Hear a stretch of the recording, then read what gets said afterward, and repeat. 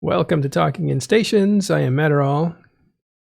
We are here today to discuss some EVE news and to meet the author of an article for INN on the economy. Jurius, we'll meet him in just a few minutes. First, we have some headlines. How you doing, Rundle? I'm doing great. Today is Thursday, April 8th. So welcome to the show, fellow EVE players, new and old. Thanks. I forgot the date. That's why I didn't bring it up. Thank you for filling in that blank. No problem. Okay, the first piece of news that we have, let's actually bring that up on screen. And I will get that up for you guys in just a second here.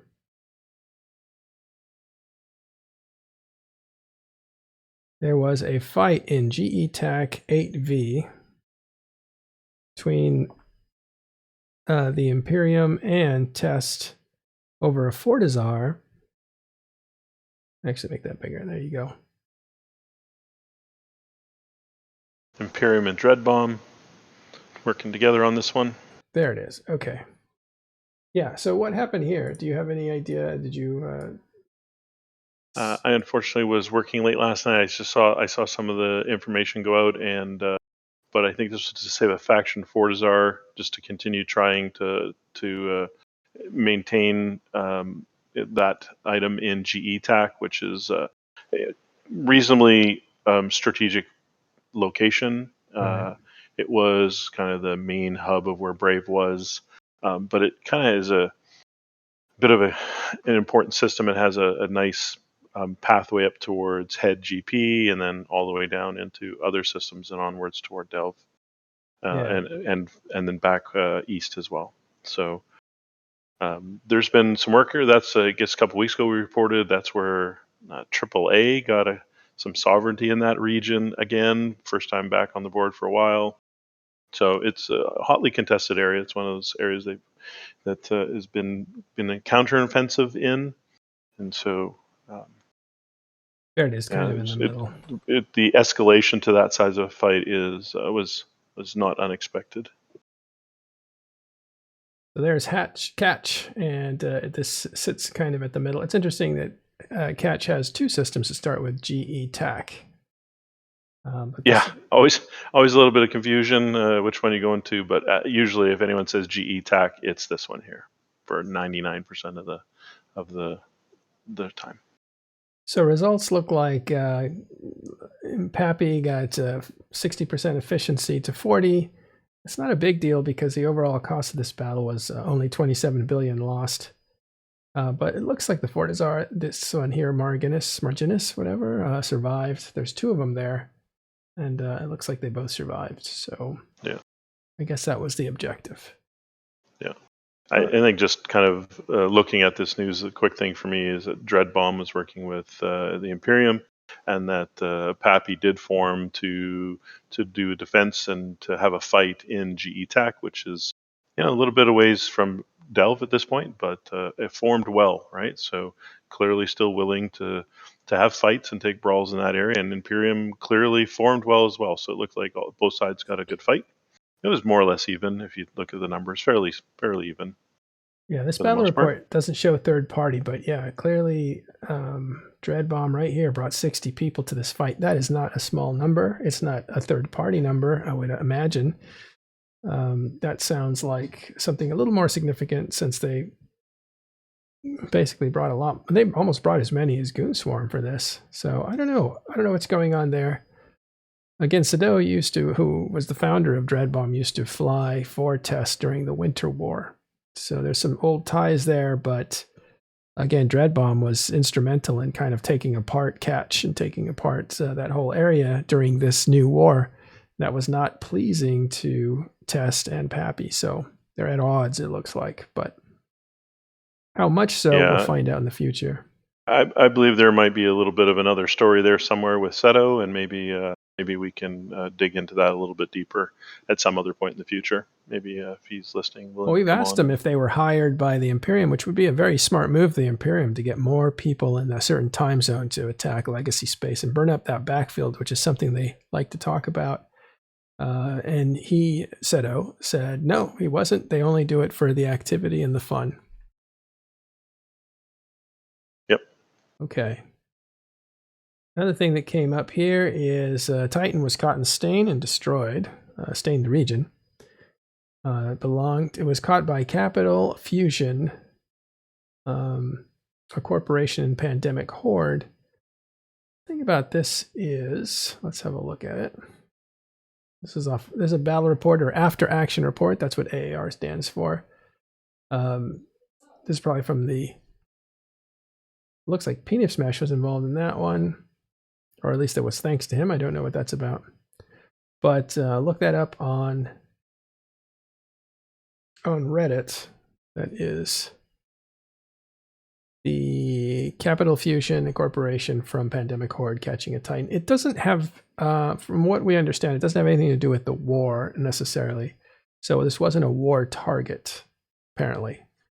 Stain's all NPC, right? So from the quick bit that I read there was that there was a jump in, an illegal bridge or illegal jump in, as they call it, right? Mm-hmm. And they didn't get tethered up fast enough and got tackled between the time where they jumped and the time when they tethered. So, and then of course, Stain isn't about SOV warfare or anything about that. So it was just a unfortunate incident for the Titan pilot and a fortunate incident for those people on the fighting side because they got to kill a Titan that night. Yeah. All right. Well, good for them. Okay. So that's the news. Actually, we have one more item on the news, and we'll play it right here. Let me bring this up. This is something made by Ashtarothi. And this is test server footage of the new, I believe it's called Phenomenon. Yeah, new cosmic phenomena. This is not in the game yet, but it's coming, and this is on the test center. Dr. Spod went and looked for it and found some of them, and Ashtarothi did his own searching and found it, and Ashtarothi put this together with some music. So we'll watch that for the next 2 minutes, and then we'll come back with the author of the article on, let's see, where's that article? The author of The Industrial Class War, which is Jurius Doctor. We'll be right back with him, but watch this slideshow, basically, or animation from Ashtarothi.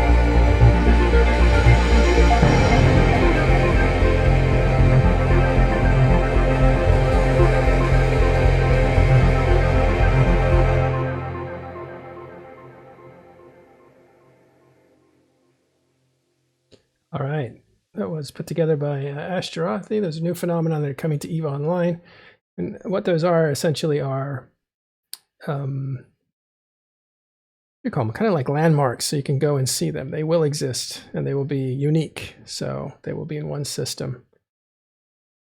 And I think that was one of the things that was funny is Dr. Spod went looking for the pool of radiance, I think it's called, in Stain, and nobody's ever seen it before because it's never had an actual animation or anything. So it's just kind of a descriptor, I think. So that's why it's never been seen, but also nobody ever bothered to look for it. And so then he went to go look for it, and we're like, "You're gonna waste your time, Stains. It's gonna take you a while." And then a few minutes later, he produced a picture of polar radiance, which I don't think was actually there, but yeah, you can see that. Those things are coming. It'll be really cool. Yeah, well done, Astroshi. Yeah. It occurred to me that maybe the Titan was in Stain looking for that new exit to Losec. Or maybe looking for the pool of radiance. Either. I like that. He was looking for that fictional gate to that Stain. gate, yeah. They wanted to camp the gate to Losec, maybe. Yeah, that's it got fooled. All right. Let's actually move into our feature of the day today, which is to go over the INN article written by Jurius Doctor called The Industrial Class War. And this is a big article. This is Jurius. How are you doing? Hey, everybody. I'm doing pretty good today. Good. How long is this article? It started off a lot longer than it ended up. So it's kind of saying something given that it's currently 4,300 words. Wow. And you said there was a second part to it, right? So is this the first part?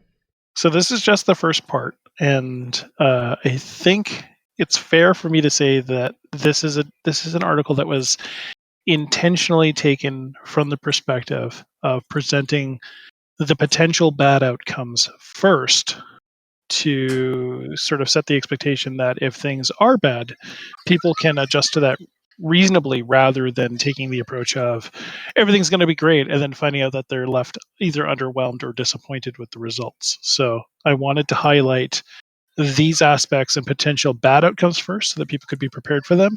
And then in part two, we're going to take a closer look at what the potential positive outcomes will be and likely impacts that we'll see at a granular level in terms of what's changing from skill requirements, from the level of investment costs. If you were a brand new person getting into industry and you wanted to build all the way up to the Titan, what would that look like for somebody under the new system, and greater detail than that. And that's taking it kind of at a broader level. But yeah, let's talk about this article specifically. All right. Well, you tell us what that's an overview of what this is. It's the first part. This is the bad news, or what you think might be the bad prediction of these new upgrades and stuff. But let's start there. Let's frame out what are these for people who are just catching on to what's going on in EVE Online. We are waiting for an industrial update that will essentially be what's the best way to put it? Would you say I think it represents for a lot of people a real shakeup in how they have gone about doing industry on the day-to-day. And while it happened sort of outside of the stream earlier today, Matterall and I had a great conversation about this, and he raised some really good points about the fact that, and these are points that have been echoed by others, but that a lot of how industry has happened now basically exists in the model of insert minerals in box, add blueprint, stir, you get a product. Now, how expensive that has been, or how much effort has had to go into that at scale, it has basically represented that anybody in EVE at present can do industry like everybody else in EVE, with a couple of small exceptions like making boosters or doing T2 and T3 manufacture. But the majority of the industry in EVE takes place in the same way. To get bigger, you just add more resources and add more bodies getting resources. What CCP has done is they've turned around and they've said, we want to add more controls into how industry gets done, and we want to add more complexity for the different classes and types of ships. Controls, though, not for the player. Controls for the company to adjust the overall price of the item. Well, yeah, and to adjust the ability to say, and this is something that I think everybody universally agrees to, capital proliferation has been bad for the game, especially in nullsec organizations. people have too many very large assets. It's to the point where it's possible to establish an overwhelming force, and a lot of organizations that have tried to make their home in null at a small site or in low sec have simply been steamrollered by larger organizations that decided they didn't want that neighbor. And capital proliferation has been the hammer and anvil on which that has rested. And CCP is introducing controls that will not only allow them to change how expensive things will be in the game, but also to control the resources that supply that supply, and they can drive demand up. They can make the prices as high as they want now, and they've effectively managed to do what Kenneth Feld said, which was to decouple the cost of capitals from the rest of ships in EVE, and to decouple Titans and Supers from everything else. So that's the controls that you talk about. When you say they've added controls for the products or the building of the products, those are not player controls. Those are CCP's controls to adjust the price without adjusting every other price for every other thing at the same time.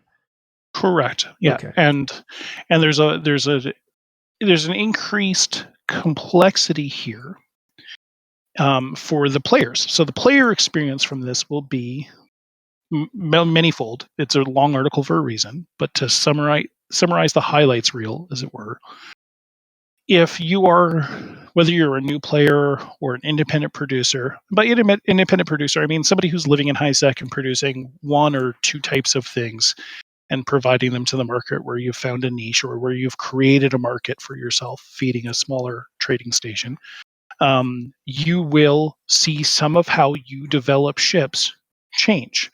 And some of the things you are currently building now, you will not be able to build unless you go out and learn additional skills, set up additional infrastructure, and do new tasks. Now, this is not necessarily a bad thing. It's just a change.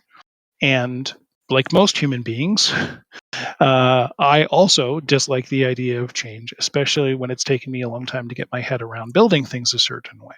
So I'm in this article talking about how those pains will feel to people who don't like change.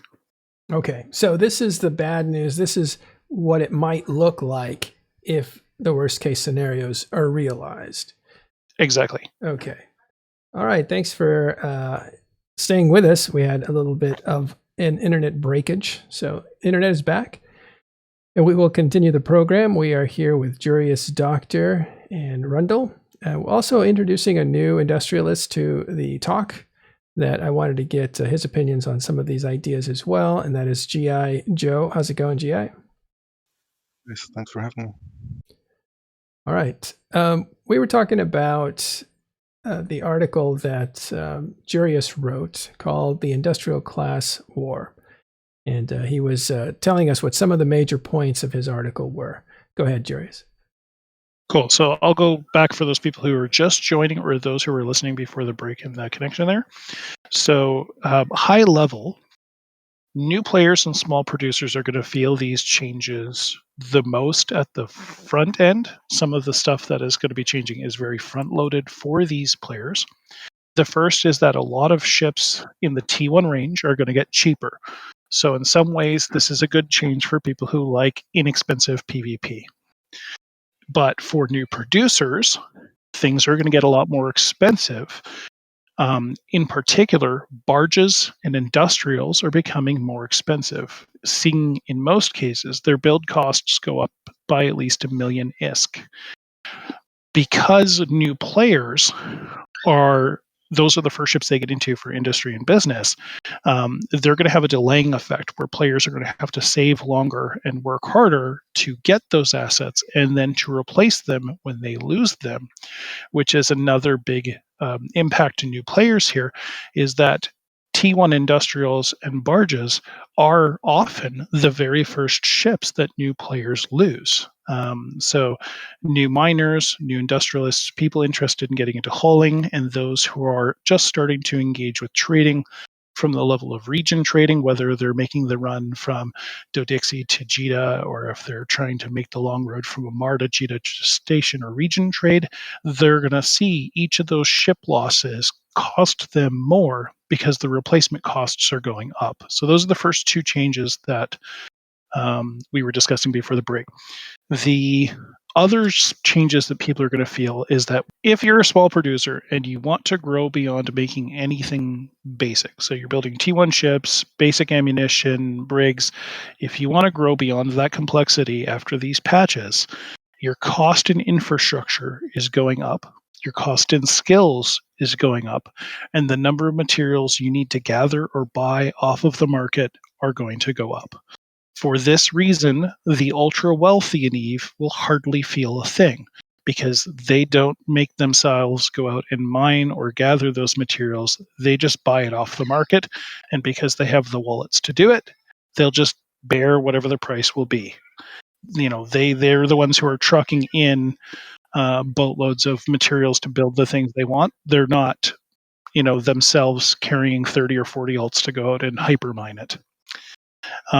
Change number 4 that people are going to see is that they're going to see a huge increase in the complexity of building the things they're already building. So this represents corporations, alliances, and those specialists who have made time building faction ships and building battleships and above. And you're going to see a lot more new materials, new reactions, and existing reactions worked into their product lines. So they have to adopt whole new ways of building, and it's intentionally designed. This change is intentionally aimed at making it so that it's harder for smaller groups to control the whole vertical, to control everything needed to make a finished product at the end of the day, especially when that finished product is a capital, a super capital, or a titan. Mm-hmm. All right, let's quickly go through the next 3. Those are 3, right? 2 more. 2 more, okay.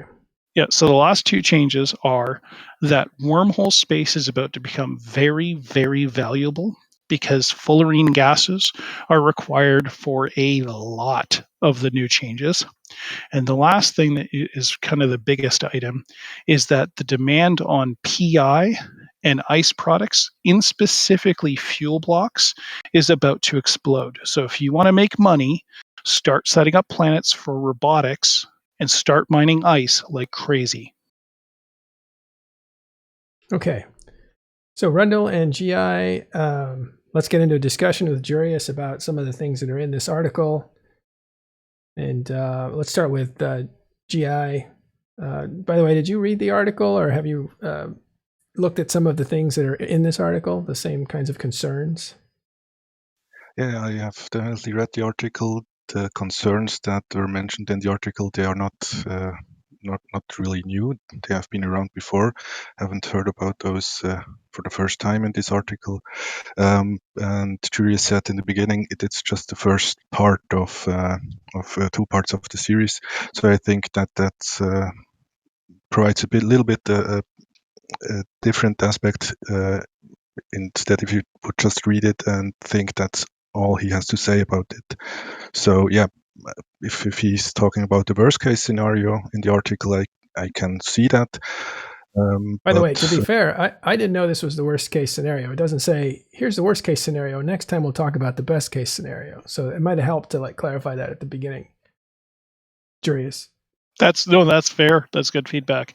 The plan with this was always to write more than one article, and actually what I had intended to be one very long article, I ended up cutting up, and I've actually since had to cut part 2 into 2 additional parts because this is so big that when we're done writing these pieces, we're probably going to have to create one big PDF holding everything so that people can actually read it all. I cut you off, GI. Go ahead. Yeah, I was just wondering, you were talking about infrastructure that is needed for new players. What are you thinking about? Well, right now, there's a massive increase in the need for moon ores, specifically R4s. A lot of smaller producers, in order to compete with demand for those materials, are going to have to start setting up moon mining. All right, yeah, but that's nothing If new you, really, and that's nothing new, no?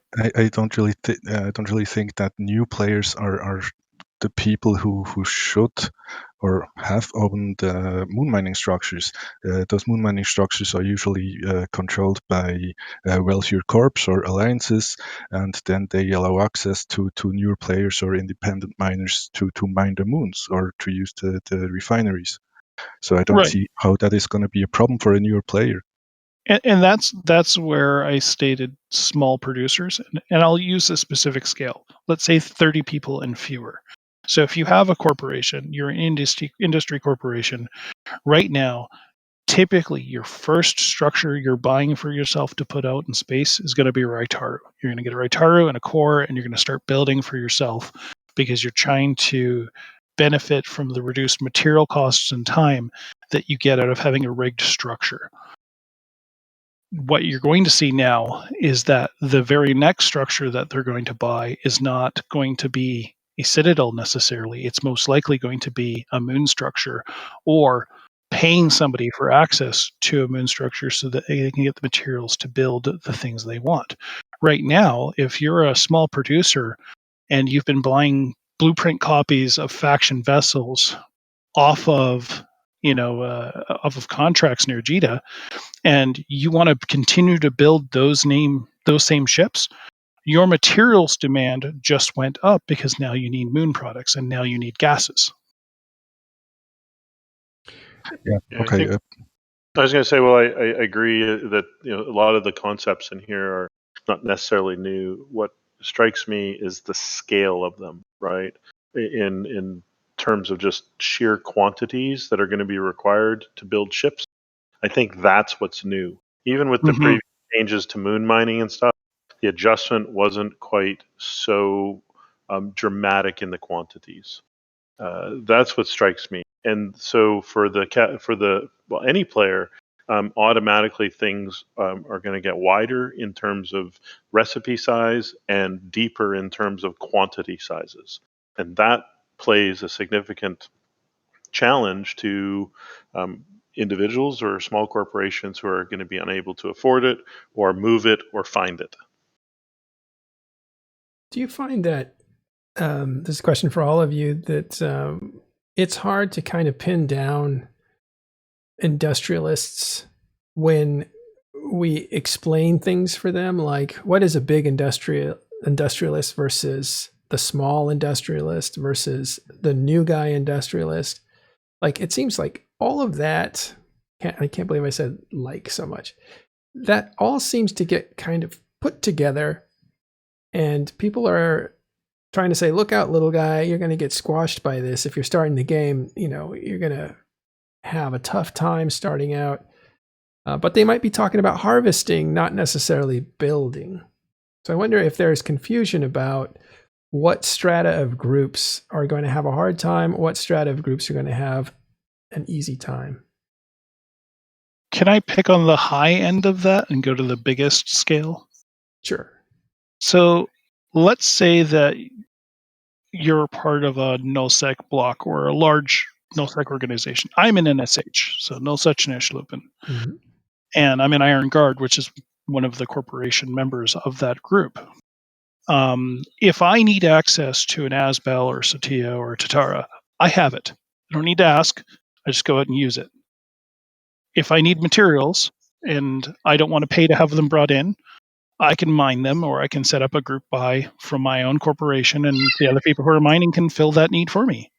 I have ready, easy, and consistent, safe access to the things I need to build as an industrialist. That is a privilege of its own, on the same level as saying, hey, I can afford to go to private school. It is an advantage in the extreme. It is a privilege in the extreme, and it comes from the benefit of a lot of people investing a lot of time to make those resources available. It is a communal effort, and it is typically a communally owned asset. It's owned by the alliance. Somebody who wants to build capitals might be able to do it without all the benefits and resources that I have, But the advantage favors me heavily because I have ready, easy, and consistent access, whereas somebody else might be having to look at putting up an ASBEL, rigging it correctly, buying all the blueprints, and now having to train the additional skills and get all the additional materials to build with the changes. And that's a bigger climb for somebody who's trying to get there than somebody who already has those resources in place. Okay. Carnage, the Steezy says, as soon as he heard about it, he finally decided to do PI. And I imagine what he's saying is that when he figured out there was going to be money in doing planetary interaction, mining planets, basically, he decided to finally do that. Oh boy, will there be. If you weren't doing But PI, isn't that a good thing? It is. Yeah, it's a great thing.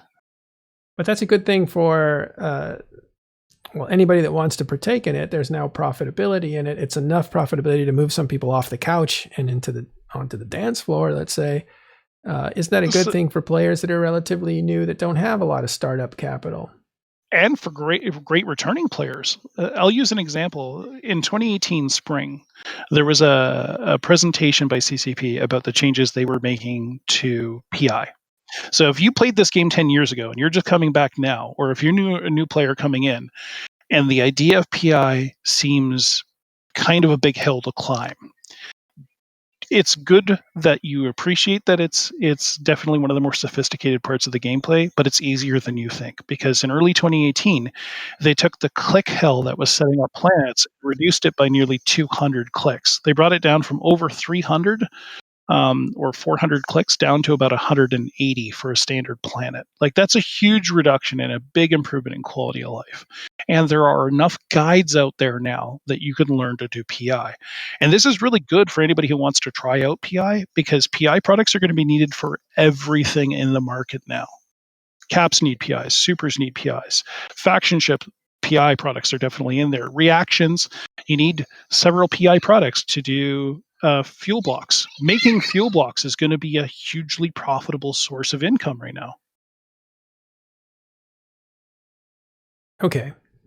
Well, I mean, so that's a good thing you're saying, because this article, again, the first part of 2, is pretty down on this change. You're pretty much saying we're looking at possible failure cascade of the entire economy, I think. And it seems like possibly, because again, people don't like change. Think about the bad sides of suddenly having PI products be required for everything.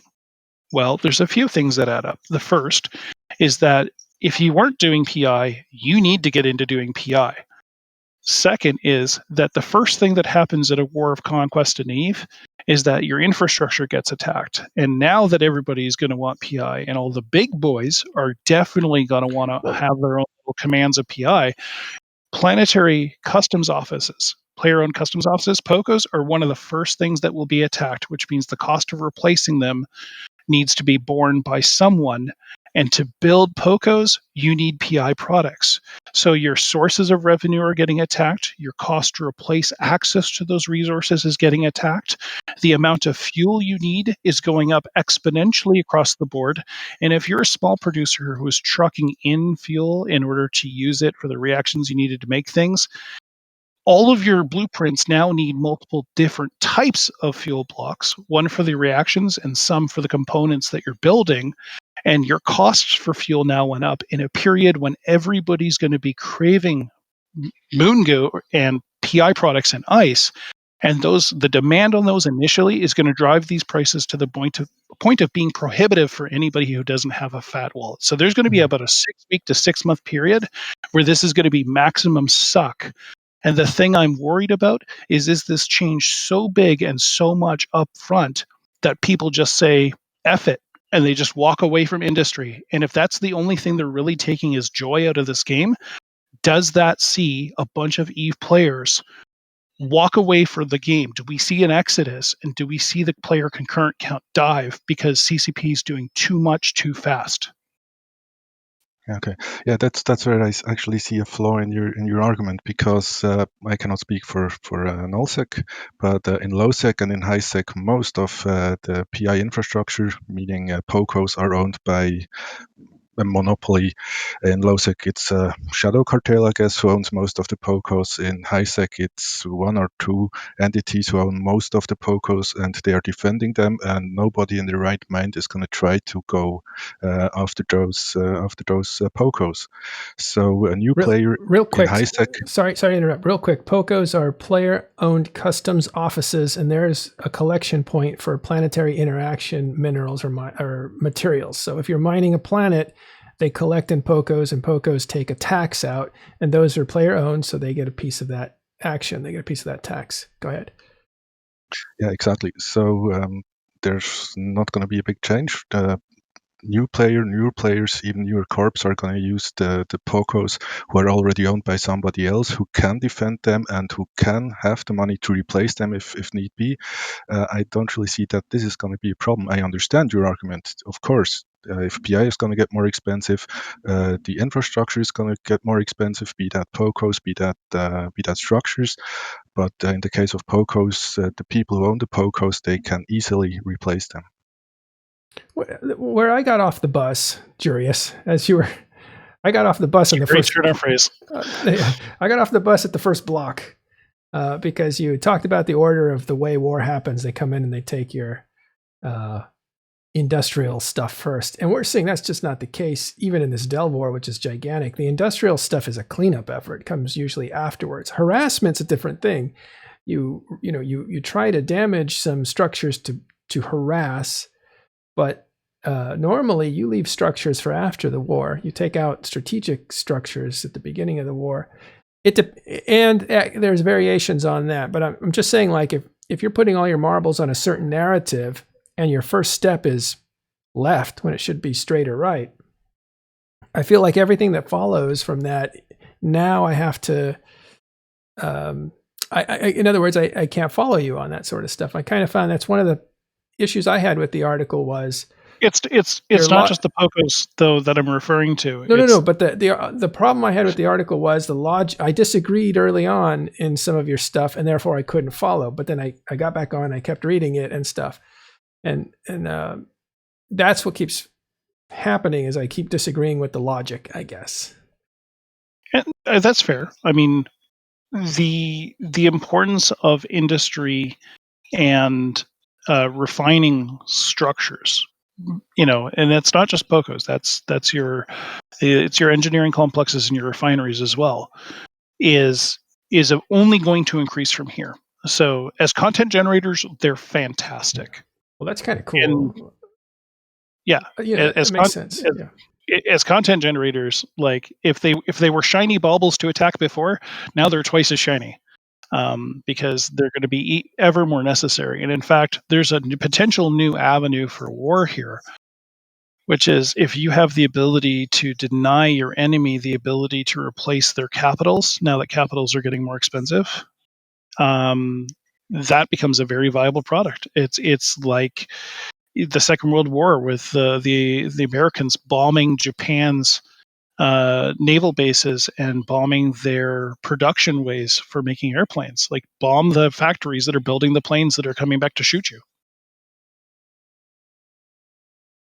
Right. We haven't really seen that kind of war in EVE in quite a while. Yeah. I mean, remember the days when the whole idea of building Steve the First Titan was done under such secrecy that leaking it would have been tantamount to basically committing career suicide in the game. And now, where people build their Titans is more or less an open secret. Yeah. But I see what you're saying. If things become more valuable that you're building with, or if commerce, or not commerce, but industry becomes more valuable, it may be like a legitimate war target in and of itself, not just some after the fact thing or some harassment mechanism. And I think that would I think that would add a lot of richness to the game, but well, I don't know. We'll see. And I don't want to just pick on your article because you're brave to write all this stuff out. Yours is the first article that actually says, hey, here's some logical steps, and this could go bad. This could go real bad. I think G.I. Joe or Rundle, where do you guys think, like, what have you thought about this, G.I., since we talked about it? You were on our show a couple weeks ago, and I wonder if you've had more time to look at industrial changes and tell me what you think. Yeah, in general, of course, I agree with the perspective that Jurius Doctor lays out. That's a possibility. But on the other hand, one could argue that the market will regulate itself. So if stuff becomes more expensive, there's going to be less production. Maybe people gonna pay more attention to what they actually buy and how they use it. Yeah, so the self-regulation of the market is definitely another option, as opposed to the collapse of the system. But Right. if you're looking at the changes in general, I see that as a positive sign, because of course it's going to make construction or production more complex. But unless you actually want to control a production line from start to finish, that's not necessarily a bad thing. That could open up new niches for newer players, while more experienced players are going to move up and will take over the more complex work. So yeah, I don't see it all doomy and gloomy, but yeah, it's definitely going to be more complex, and I think that's a positive aspect. I think, yeah, for sure. It's the article is written in a worst case scenario, which is always good to do, right? It's always good to do the analysis to say if everything goes wrong, this is where we'll land. But there's percentages of chance that it won't all go wrong, and in some areas higher than not. And when you look at the whole system, I think for me, it's good to understand where it could go, but I don't think it will. I think it's what I'm trying to say. Where I think is we'll land in, there'll be some pockets of what Jurius has stated that'll happen, but then I think there'll be a settling out time that'll occur and we'll bounce back. I think there's a number of things you didn't even touch on as well. I think just from CCP's point of view, I think they have an interesting marketing problem that they've created for themselves. One of their things they love marketing is these multi-million or trillion ISK, which translates to these big numerical real life dollar fights. And I think those are going to be hard to see if Titan and super carriers and all that stuff costs so much now. The likelihood that they're going to undock and we're going to have massive Titan brawls or super cap brawls, I think we'll have lots of people brawls, but they're going to be in battleships and subcaps, and so the numbers of people will be there, but the size in terms of ISK lost there's going to be a problem there, and they're going to have to find some other way to market it. To be fair, he does cover that in the article, right? I think you do, right, Jurius? Yeah, I think the statement I made in the article, if I can recall, is that the risk to undock, the analogy I was originally going to use, and then I realized I was dating myself, was that if I have a lot of capitals and they're really expensive to replace, and you're about to tell me that they're about to be 2 or 3 times as expensive to replace, I'm going to start driving like Morgan Freeman and driving Miss Daisy. I'm not going to turn around and go Thelma and Louise off of the nearest cliff. And that's the thing is that we're going to see for a short while, anyways, at least until prices stabilize. I think what happened in Amamake just 2 days ago it's going to be a long time before we see a big Titan fight like that, because people aren't going to want to see something that's already 80 to 100 billion ISK cost 200 billion ISK to replace and go, yeah, I'm not going to undock that. Forget that. FC's calling for tabs. No, yeah, maybe I'll bring a battleship. Yeah, but hold on a second. It did happen. It happened with the estimates of how much those Titans were going to be worth after the fact. The stakes were already on the line, and it still happened. Why? It was an ambush, right? This was supposed to be a routine attack from Dread Bomb and Wrecking Crew. It was a shield timer, which is basically a surprise attack on a keep star, and the locals were ready. Snuff was ready. NSH, your alliance was ready, and you made them pay for it. I don't think if those Titans were worth 200 million, they wouldn't have been used, because they're already thinking theoretically that they're worth 200 million, and they were still used because they thought they could get away with it.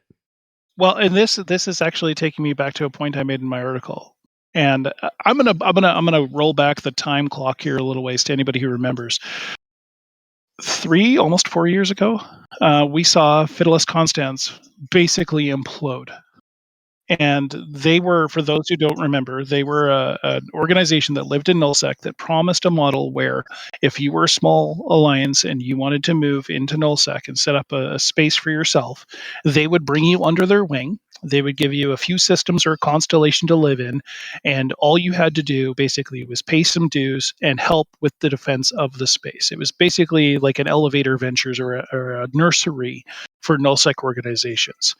And through just a sheer comedy of errors and a long series of wars that cost them a lot of money and really wore down people's morale, they went through a failure cascade.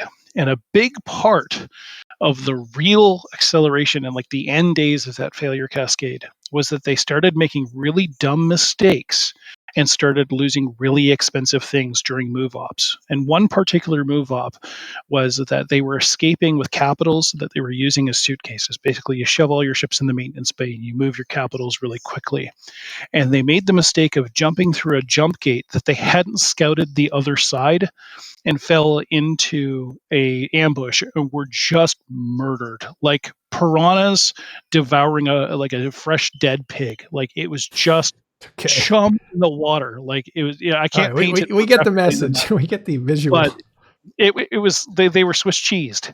And the thing is that people were already looking to leave the organization at that point. There was already complaints and frustrations and building tensions.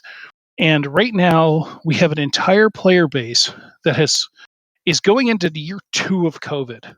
People are already frustrated. They're trying to play the game for escapism. Things are about to get more expensive. It's going to require more of their time to set up the same things they enjoy now. There's more investment of their energies. And when they lose things because of how expensive things will be, those losses will hurt even more. I know, but the expense is pegged to everybody else's expense. Your kill mails are going to be bigger too. Like it's right, but I don't see the risk factor changing if it changes for everyone at the same time. All that's going to change is you're going to add one more zero to what is normalized. And so if I want to, the risk calculation is the same. I want to use this Titan, and this is a real risk for me, but if I do it, I get to kill 3 or 4 70 billion ISK ships, super capitals, for instance. And so their incentive is higher to put my Titan at risk that's worth 200 billion, but essentially they're going up the same. So I don't see how it really alters behavior. Now, if I was going to use a 200 billion ISK Titan in the future against things that cost what they cost now, maybe there's a difference. But if everybody's prices go up, then we're really just in relationship to each other the same as we were before, aren't we? Well, you're talking about rising tide versus a vacuum. Rising tide floats all ships. Everything goes up. But think about the impact on capitals and super capitals and Titans undocking during blackout. When you knew there was increased risk, what happened? Did we see a giant fall in super ratting in nullsec? Absolutely we did. That behavior in blackout, the action from CCP behaved exactly as intended. The experiment was a success. They wanted to see if they could disrupt nullsec, and boy, did it work. Good job, CCP. You're talking about blackout. Blackout. Okay. So what we're gonna see now is a thing that wasn't their intention. Well, go ahead. Sorry, I'm sorry. Go ahead. In the short term, we're going to see something very similar where, if not intentionally risking them, people aren't going to be like just careless or reckless. And if they are, well, it's their loss. It's their kill now. Especially for groups like NSH. We love that shit. So you want to risk your stuff? Please, by all means. We're happy to kill it. But you're going to risk your stuff too, right?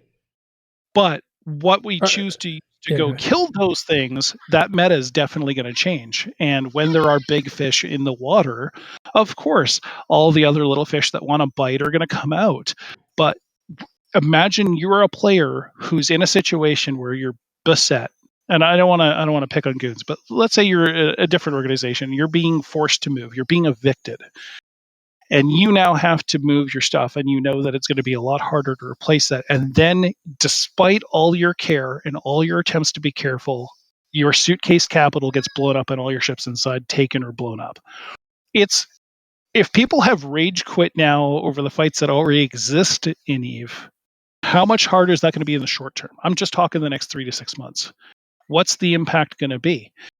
Are we going to see a spike? And we won't know till afterwards. We honestly won't. And that's if CCP even chooses to share that information with us. Will we see a drop in numbers? Will we see a spike in departures from this game? People are going to quit because they lost a ship that is theoretically worth more because it's harder to build, is what you're saying. Mm-hmm.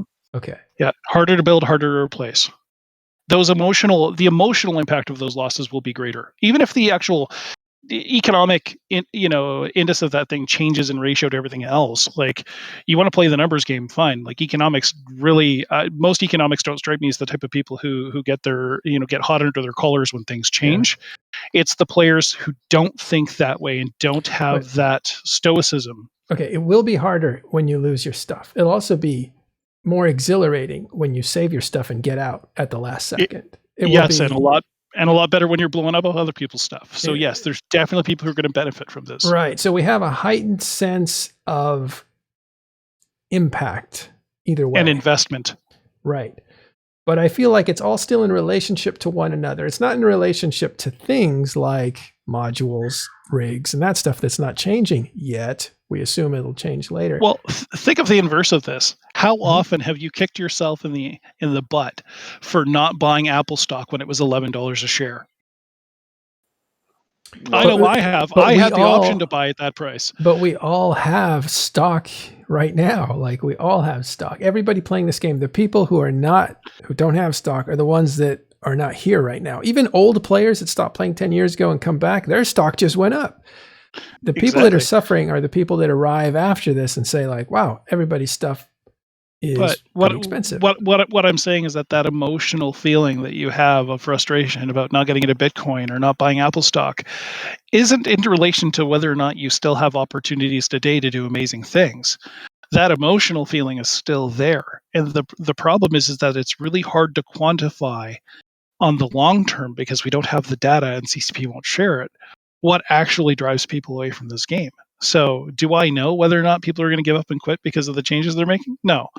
Do I suspect that there's a higher than normal chance given the release history of this game since 2009? Yeah. There's definitely a higher possibility of it. Do I say that that's absolutely what could happen? No. But am I concerned about it? Absolutely. I think the argument is it's not relative to what the other guy loses. It's relative to what my bank account allows me to replace when I lose it. Exactly that. I think that is the core fear for most players in a battle like that.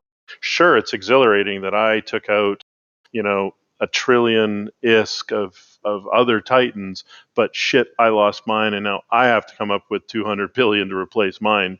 And I'm sorry, 5 others do too, but that's the challenge. I think that's the real challenge, and that's, I think, what Jurius is talking about. I get your point, Matterall, that the escalation of the fights will be on a large scale will be equitable because both sides will have the same skin in the game, more or less.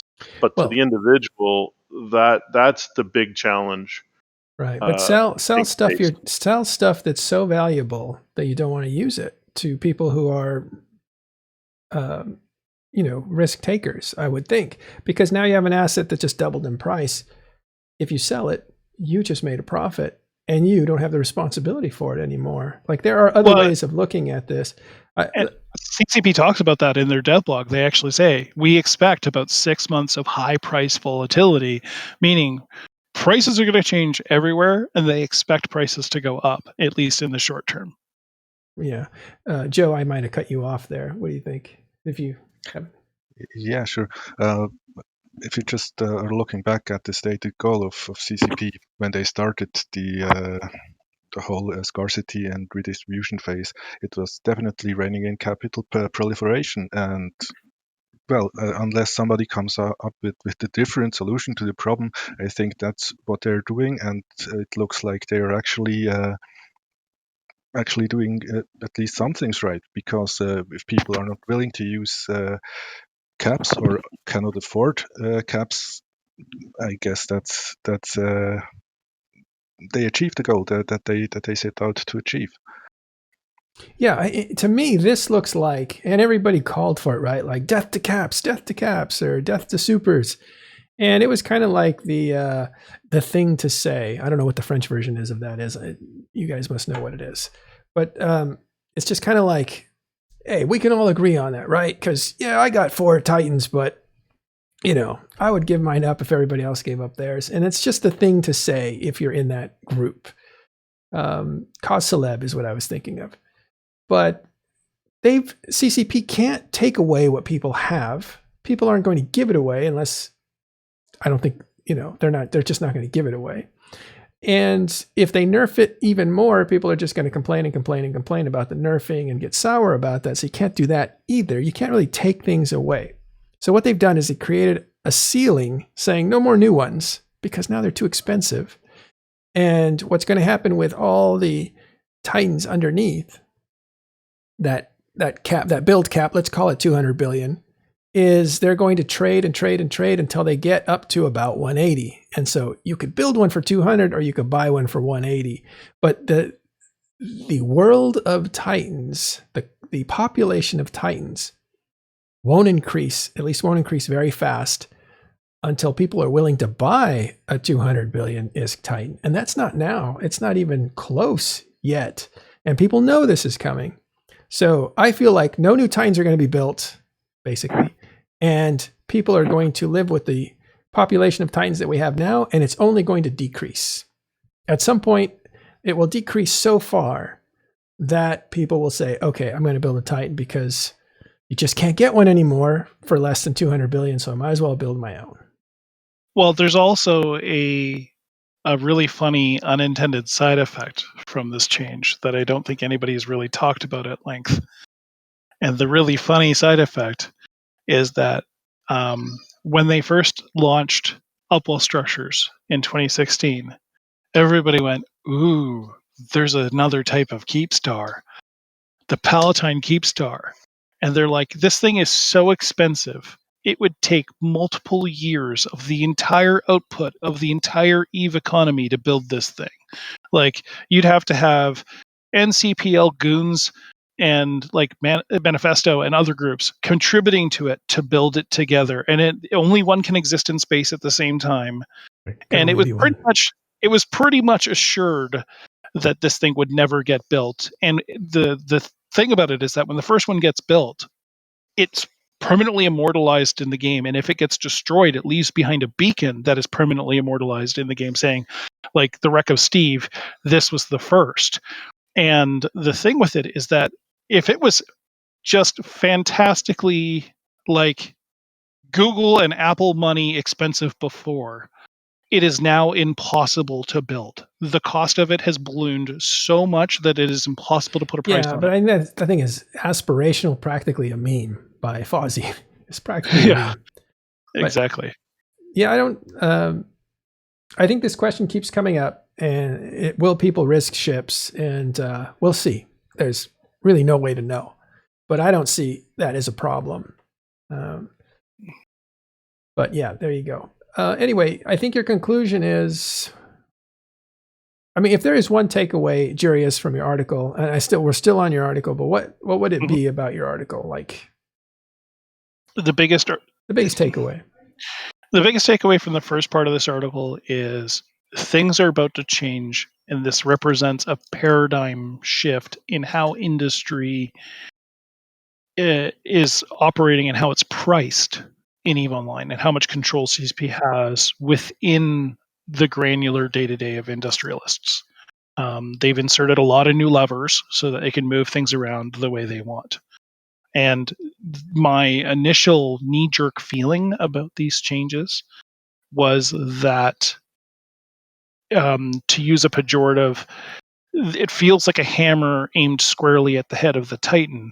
And if you're using the Titan as the basis for how expensive to make things in EVE, leading the entire EVE economy by, pulling on the nose ring of the Titan is kind of a bad practice There's better ways to make those kinds of changes, and there's less destructive levers to go throwing in to start pulling. And I hope that the outcome from part 2 and possibly part 3 of this series will be that people will have a really solid, realistic, by the numbers way to look at how can they adapt what they're doing now, or if they're interested in getting started, where do they begin? You have a way with words there. All right. Okay, so besides the article then, let's talk about with you guys. Let's see if I can fix this thing here. I asked earlier, G.I. Joe, you're a smaller industrialist. You've been doing this for a long time. And I wonder if you have seen things that you wanted to talk about that were, after some consideration since the last time we talked 2 weeks ago, that you have come across. Is there anything new to this, or are we still looking at what we looked at 2 weeks ago? No, I think the perspective that we had when those changes were announced was pretty much correct, at least in the short term. If you're looking at the market now, there are price spikes, definitively. There's a lot of speculation going on, which increases price spikes. It's not really a surprise. That's for sure. The speculation is wild, isn't it? Yeah. On certain products, definitely. It's mostly those products that will be used in the new blueprints and in the production of battleships, capitals, and super capitals. Right. I think that's where all the emphasis is. I wonder why I guess it's easy to look at where it's going to get more expensive, but you can't really look at where the need is going to be. For instance, if people stop using dreads as suicide dreads, which basically means they're as throwaway as ammunition. You're just going to throw them in there and you're not getting it back. If that stops, that kind of behavior stops, is there still the need to have all those dreadnoughts? And so is it a good idea to fork over a bunch of money now for a market that just may not be there later? I don't know. I don't think anybody knows, right? Like I think the smart move is to say to look at this and say, we don't know how this is going to turn out. Like, I can't predict how this is going to turn out.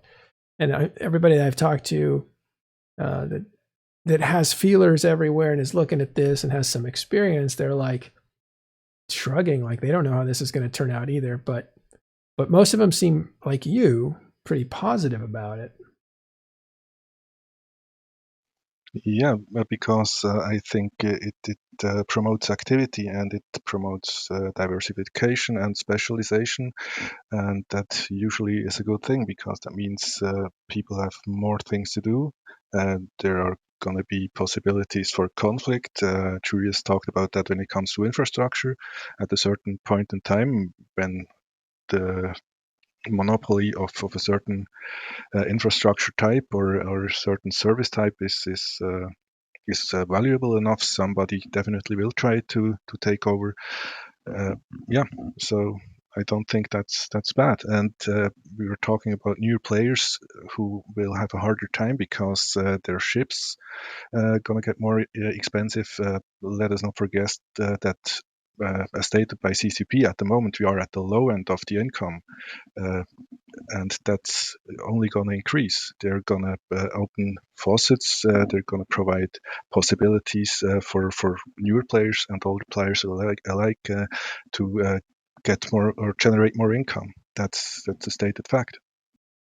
Right. And also, it seems to me that they're opening up faucets where they want to promote in-space activity, it seems. The way that EVE Online players make the most amount of money in this game has been revealed. CCP said what it was, and it was added value service. So we think that's financial stuff. Like you cut somebody's time in half by selling them something close to them, and you mark that way up. And that's where the majority of wealth has been created. So I think what they're wanting to do is shake that up a bit. Instead of people sitting back and investing and trading and making money that way. They want to see some activity in the game so people aren't stuck in stations trading. They're actually maybe hauling stuff from one hub to another. Pacman breaks up some old paths that we had. But also get in there and work POCVen, work wormholes, work lowsec. Nullsec, not so much. If you're organized, it's a little too safe, so you won't get as much as you used to get. That's the ESS and the bounty system changes that came through. So it kind of seems like they're really spreading out how you make money in the game. But apparently, from what I've heard from someone like Fonsui who looks at these things, it is so easy for players to make ISK in the game right now. If you're running missions, or if you're doing POCVen, or if you're just figuring out what those lucrative activity in space actions are, it's very easy to make money right now. What do you guys think? Yeah, absolutely. I think two examples for that exactly is, of course, you mentioned Fonsui. He has always good input when it comes to that. If you look at Tateless, for example, he provides the information necessary for people to run missions or do PvE content very efficiently. On the other hand, there is the Oz. He has a stream about trading. It's easily possible to trade your way from zero to being able to plex your account within, I guess, one month, maximum of 2 months, and then continually generate profit on trading. Of course, if you inform yourself and if you put some work into it, it's not that hard to earn money. If you're a casual player who is just playing on the weekend, that's a different story, of course. Right. Yeah. What do you guys think, Rundle or Jurius? Do you guys think they're? I'll second that. Yeah. I mean, when I'm not writing crap disturbing articles on IM, I spend a lot of time working directly with New Bros and through my YouTube channel. And I can say right now, actually, one of the things that was really frustrating for me for a long time is that the same common answers were always given to New Bros about how to make money. Go out and explore, do some mining, try to do station trading, and it was always very low level and with not a lot of instruction or not a lot of handover of knowledge, unless they were also promised, hey, join my corporation and I'll show you how. Which obviously is one of the best ways to learn, is to learn from other players. But there's actually been a recent, I would say, within the last year, huge resurgence of streamers and YouTubers who are making really good instructional content that I would argue we haven't seen since Johnny Pugh stopped playing the game. Aceface is in particular an excellent streamer. He's amazing. He's so good. I made him a mod on my Discord server. Because the guy has definitely picked up Johnny P's mantle. He's making amazing videos on running abyssals, on how to do missions, on running the DD denoms, making excellent content for how to, blitz through sites and make the best possible money return. And honestly, with abyssal space, we've never had such a great way for players who are especially alphas to make money and to start looking at, is the possibility of plexing my account feasible? Is this something that I can do? And the thing that I would say to all new players and anybody who's getting into this game, if you want to find a way to support yourself, don't focus on just one thing. If you can establish multiple streams of income, I mean, I sound like a business person saying this, but that really is the path to solubility, is being able to have PI making money for you passively. It takes a lot of setup, but once it's running, it's good. Run abyssals when you need something to entertain yourself. Run missions on a secondary tune to make you dependable money when you can just be at your computer clicking, but have more than one thing set up. Don't just concentrate on one thing and then get burned out when you don't see the money that you want. I would agree with all that. I think one thing hasn't changed in many, many years. It's a statement of, and you guys are all making it, so I'll disagree. It's easy to make money in Eve. Sure, if you have the definition of easy being my time isn't worth anything, and if I put a lot of time into it, therefore it's easy. There is nothing easy about making money in Eve. if the definition of easy is I play for an hour 3 times a week. If you play for an hour 3 times a week in this game, making money is going to be very difficult. You're going to have to rely on some other way, by your own cash, your own wallet, personal wallet, buying Plex, or you're going to have to get damn lucky once in a while. That's the problem I have with making money in Eve is easy statement all the time, every single time. It's actually total bullshit when you compare it to other gameplay styles.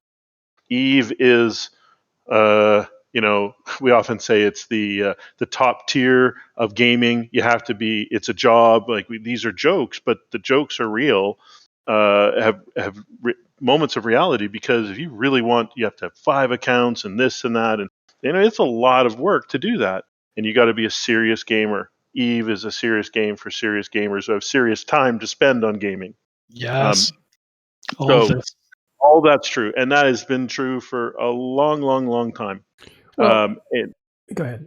No, I was going to say, so these changes, I think, for me, I was trying to say this earlier, these changes actually stretch that out even further. It will actually be harder to make any money, even it'll increase the gap of that casual player. The person who's now playing 14 hours a week will now be finding themselves in a position, more than likely, oh crap, I can't Plex my 2 accounts anymore.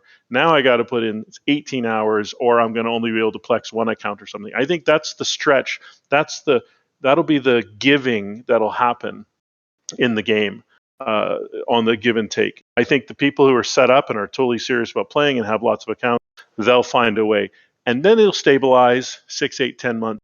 And that'll all depend on what CCP does with the knobs that they're turning, any other change. I mean, this is just one start of the changes. There's going to be more coming.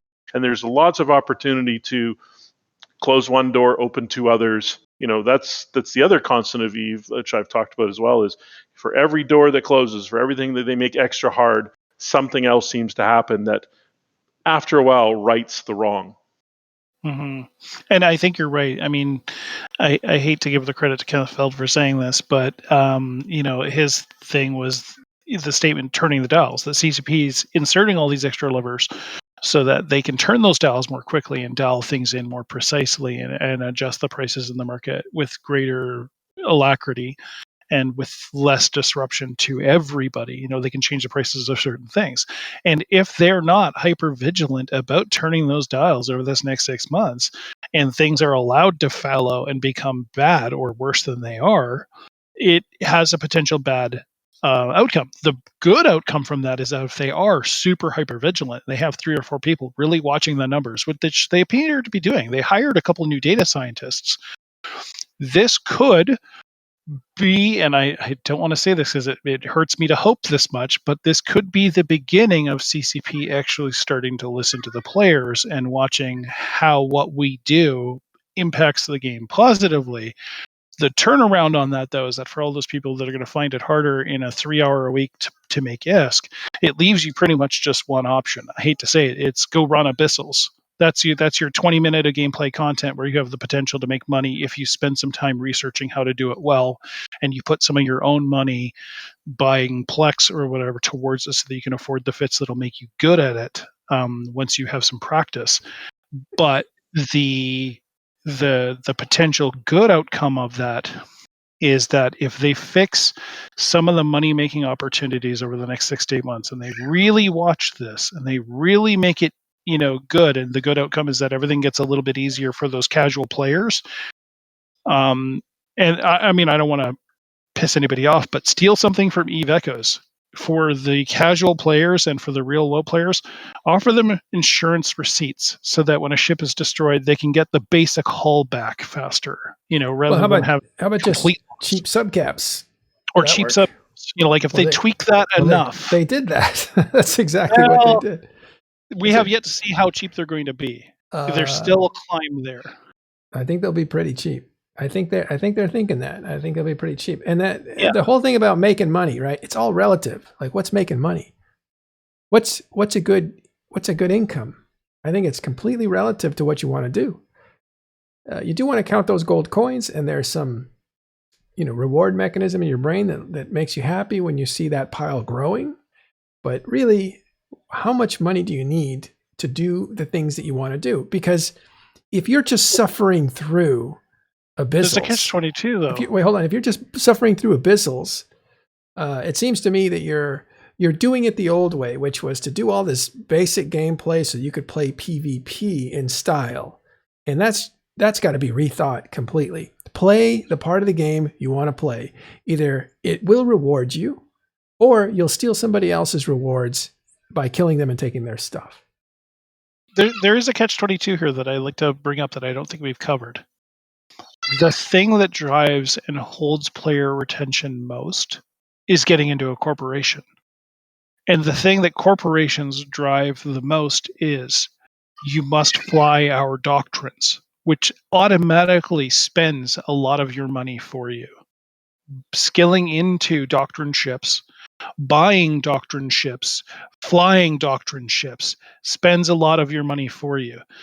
But a lot of the people who stay with this game, who build a tenacious personality and a tenacious engagement with the game, as Hilmar loves to go on about it. Eve builds resilient personalities. If you're going to stay with this game and you're going to join a corporation, you're going to do things right, and you're going to learn how to play this game with other people and be part of the greater community that is the awesome people in this game, a lot of your money is spent for you by other people when your alliance leadership says, hey, great, we're switching to rattlesnakes. Right. And that rattlesnakes start to become a harder concept to actually create a fleet doctrine for. It's true. All of a sudden you're like, you know what, we need to rely on something that we can get our hands on and not tax our guys out of the game, right? That's a problem for them. I think it's a good problem. I think it's a good problem to have. I mean, when Macarials, which are pirate ships, are used as fleet concepts, 250 of them in one fleet, I don't know. That's an embarrassment of riches. It's broken. When you say rattlesnakes, that's a very fancy ship. It should be really expensive. Not everybody should climb into it. And if it used to be that you could, put out some AFK mining and nullsec and make that change without really thinking about it, it just seems like that's a different game than what the future holds. It seems to me you play this game, the money will follow. You don't go chasing some second job work in order to play the game you actually want to play. Again, go out, do what you want to do. The money will be there, or attack somebody else and take their money. Yeah. Choose what you want to do. Yeah, absolutely. Look, there's another parallel of what I think is happening here compared to other games, other big games, right? This is very similar, just being done a different way to like what World of Warcraft has had to do, right? Where you're level 110 and then you log in on a Wednesday and you're level 55 or level 50 or whatever, right? They just knock everything down. They cut, instead of cutting everything in half, they're doubling everything in another direction. Right? It's just managing growth over almost 20 years. And there's only so many tools they have to work with at the end of the day to simultaneously keep people happy, engaged, have entertaining gameplay, but not continue to just overpower the game or create an unbalanced game at the end of the day. So I have to believe at some level they have a plan in place. And if we're talking about this a year from now and what you wrote, Jurius, is half true, then I'll be rather pissed off. But right now, I'm not going to be too pissed off. I want to wait and see. I see what you wrote is possible, but I see them trying to right some wrongs in a constructive, entertaining way that should also create opportunity for a lot of people and a lot of players. And to me, that's an interesting twist in Eve, where you can make changes to try to balance things, yet create opportunity and an unknown future, because that's the cool thing about Eve. If you do that in World of Warcraft, you know what your future is. I'm 50 and I'm going to climb to 55, and then they're going to release 5 more levels and I'm going to go to 60 and I'm going to 65, and the raids will be scaled, and I'm just going to keep playing the same game looking for the next expansion. But that's not how this game is played. This game is played with some unknowns in the future, and honestly, the players really get to dictate the tide, including undocking huge ships, having big battles, even if they are 200 billion ISK a ship. All right, let's go into last thoughts, guys. We've gone over some time. Thanks for sticking with us through our internet problems earlier in the show. But we'll start with, well, I'll open it up to you guys. Do you guys have any last thoughts about the changes or anything you want to finish up on? Sure. I would say there's the very real possibility that the first part of this article will really badly over the next 8 months to a year. So in a year's time. And I'm kind of hoping that's true. I actually want this to succeed because for me, the health of this game and bringing in new blood is of supreme importance. I would love to see this game have the kind of numbers that Black Desert Online and World of Warcraft and other MMOs have. That would just absolutely make my century if EVE Online could be that popular. And I think that there's the possibility for us to make steps to get there. And I really hope that the EVE community and the industrialists in the game rise to the occasion. I hope that we see industry become interesting again and that more people engage with it. I'd love to see the number of industrialists in EVE double. That would just make me so happy. But I think that it's going to require, like you said, a lot of work. And actually, both you, Rundle, and Matterall have touched on this tonight. I asked a friend once to come play EVE with me, and he's a pretty hardcore gamer. I mean, he's somebody who raids every Tuesday and Thursday night in WoW, and is in a very high gear spec group and continues to play with them. And when I asked him to come play EVE with me, he said, "No, man, I've already got a job."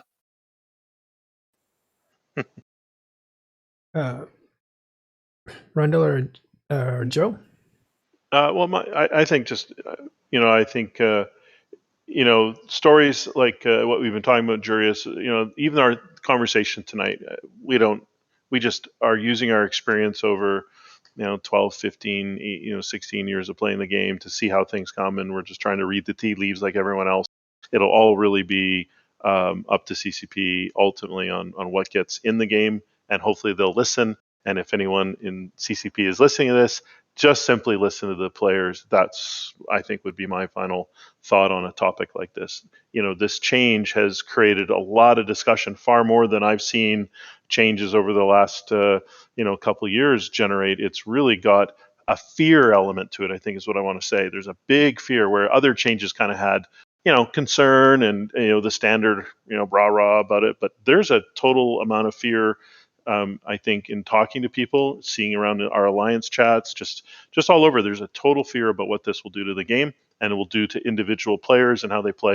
So CCP, just listen, and please, if you have a plan, vet that plan, and don't ruin EVE.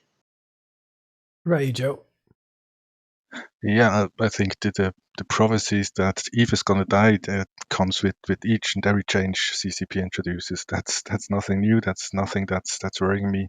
And let's keep in mind the player base, or the majority of the player base, at least the outspoken player base, demanded that CC put a stop to the massive wealth generation that was happening over a long time, and they demanded a stop of the uncontrolled cap proliferation. And in my opinion, with the past changes, starting with the distribution, resource distribution, they stopped the massive wealth generation. Just look at what they did to the Rourke wall. They definitely put an end to this possibility, and with the change that is coming now, they try to put an end to the uncontrolled cap proliferation. So I think they are listening to the player base. Of course, they can't do the right thing for everybody, but I think they addressed two important demands from the player base, and I'm looking forward to what the future brings. Yeah. All right. One last thought from me, and I disagree with Rundle on this. I think that that CCP shouldn't be our gods that we pray to for things.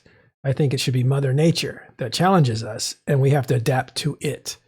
And so when we form our bonds, it's to help each other survive the mudslides, for instance.